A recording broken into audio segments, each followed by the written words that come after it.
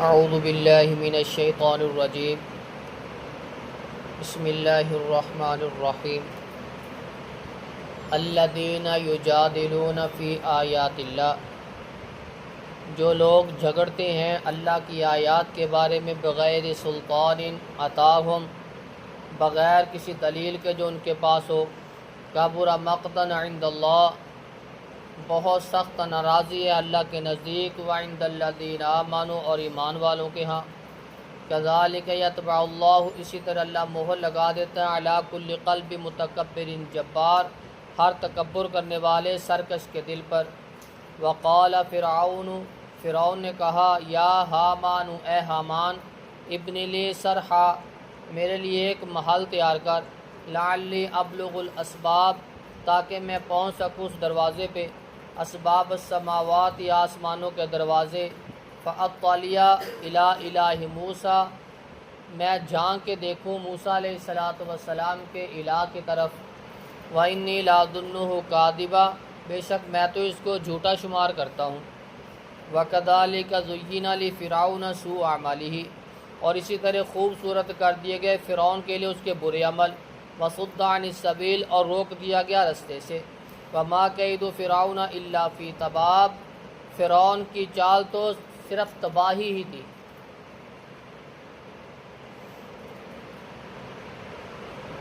الذین یجادلون فی آیات اللہ بغیر سلطان عطاہم، وہ لوگ جو جھگڑتے ہیں اللہ کی آیات کے بارے میں بغیر کسی دلیل کے۔ یہ اللہ کی آیات کی مخالفت کرنا، اس میں اپنے طرف سے تعبیرات نکالنا،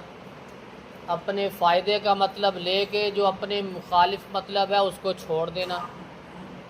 یہ اللہ کے ہاں، اللہ کے نزدیک بہت بڑا گناہ ہے، بہت بڑا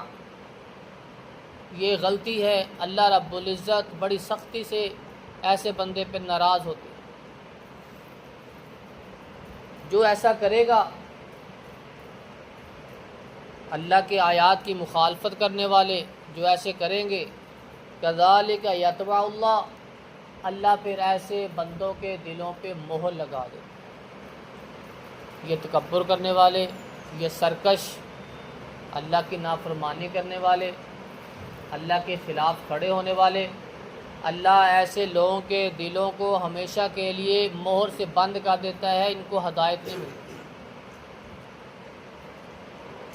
فرعون نے اپنے وزیر حامان سے کہا کہ ایک بلند بلڈنگ تیار کرو، محل تیار کرو اونچا، اس کے اندر ایسے انتظامات کرو کہ میں آسمانوں تک پہنچ جاؤں۔ یہ جو موسیٰ علیہ السلام بار بار کہتے ہیں نا میرا رب اوپر ہے، آسمانوں پہ ہے، میں ذرا اس کو جھانک کے تو آؤں، دیکھ کے تو آؤں کہ وہ وہاں ہے بھی کہ نہیں۔ ایسا جاہل آدمی تھا۔ محل تیار کیا، حامان کو حکم دیا کہ میں دیکھوں کتنا کا محل اونچا بنا لے گا، کہاں آسمان، یہ کہاں اس کی سوچ، میں جھانک کے دیکھوں کہ موسیٰ علیہ السلام کا الہ موجود بھی ہے کہ نہیں۔ ایسے موسیٰ علیہ السلام کہی جا رہے ہیں کہ میرا رب اوپر ہے، میرا رب اوپر ہے آسمانوں پہ، وَإِنِّي لَأَظُنُّهُ كَاذِبًا، میں تو اس کو جھوٹا شمار کرتا ہوں۔ وَكَذَلِكَ زُيِّنَ لِفِرْعَوْنَ سُوءُ عَمَلِهِ، اس نے اپنی کوشش کی، اور یہ اتنی کمزور سوچ رکھنے والا تھا کہ میں اوپر جاؤں گا، آسمانوں کے قریب پہنچ جاؤں گا، میرے اتنا اونچا محل تیار کرو، میں وہاں سے تیر پھینکوں گا، وہ موسیٰ علیہ السلام کے رب کو لگے گا، وہ اس کو قتل کر دوں گا۔ یہ ایسی گھٹیا اور کمزور سوچ رکھنے والا بندہ تھا، لیکن وہ علی کل شیء قدیر ہے، اس کو ایسے لوگوں کی کیا پرواہ۔ وَكَذَلِكَ زُيِّنَ لِفِرْعَوْنَ سُوءُ عَمَلِهِ، اسی طرح فرعون کے لیے اس کے برے عمل کو خوبصورت بنا دیا گیا۔ شیطان نے اس کے ذہن میں، اس کے دل میں ایسی ایسی چیزیں ڈال دی، اب وہ عمل برے کرتا ہے، مشورے برے دیتا ہے، اللہ کی مخالفت کرتا ہے، اپنے آپ کو کہتا ہے رب العالی، میں بلند رب ہوں، سب سے اعلیٰ رب ہوں، وہ اپنے آپ کو رب العالی کہتا ہے، لیکن اس کو اس چیز کی فکر نہیں کہ میں کتنی کمزور سوچ رکھنے والا اور کتنا غلط نظر رکھنے والا ہوں۔ شیطان نے اس کے ذہن اور دماغ کو ایسے خوبصورت بنا دیا کہ وہ ہر برے عمل کو بھی خوبصورت ہی سمجھنے لگا۔ وَصُدَّ عَنِ السَّبِيلِ، جب اس کی یہ سوچ ہو گئی تو ہم نے اس کو سیدھے راستے سے ویسے ہی روک رکھ دیا، اب اس کی طرف آ ہی نہیں سکتا تھا۔ وَمَا كَيْدُ فِرْعَوْنَ إِلَّا فِي تَبَابٍ، فرعون کی جتنی بھی چالیں تھیں، جتنے بھی مکر تھے، وہ سارے کے سارے تباہی تھے۔ کتنا اپنے آپ کو بلند کہنے والا، رب کہنے والا، تکبر کرنے والا،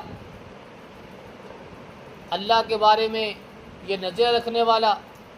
اللہ رب العزت نے اس کو پانی کے اندر غرق کر کے تباہ و برباد کر دیا، ایسا خبیث کہ پانی نے بھی اس کو برداشت نہ کیا، زمین نے بھی انکار کر دیا، اللہ رب العزت نے قیامت تک کے لیے اس کو عبرت بنا کے رکھ دیا۔ اب وہ آنے والی نسلوں کے لیے، قیامت تک کے لیے، لوگوں کے لیے عبرت بنا ہوا ہے، اگر لوگ عبرت حاصل کرنا چاہیں تو۔ اگر ہم بھی آج اللہ کے قرآن کی آیات کو ایسے ہی تبدیل کریں گے، اس کی مخالفت کریں گے، اپنے فائدے کے مطلب نکالیں گے، جو مطلب بنتا نہیں لیکن ہم فائدے کے مطلب نکالیں گے، تو ہمارا بھی یہی انجام ہوگا جو فرعون کا ہوا۔ اللہ رب العزت سے دعا ہے کہ اللہ رب العزت ہمیں قرآن کو اس کے صحیح اسلوب کے مطابق، منہج کے مطابق سمجھ کر اس کے مطابق عمل کرنے کی توفیق عطا فرمائے۔ سبحان ربک رب العزت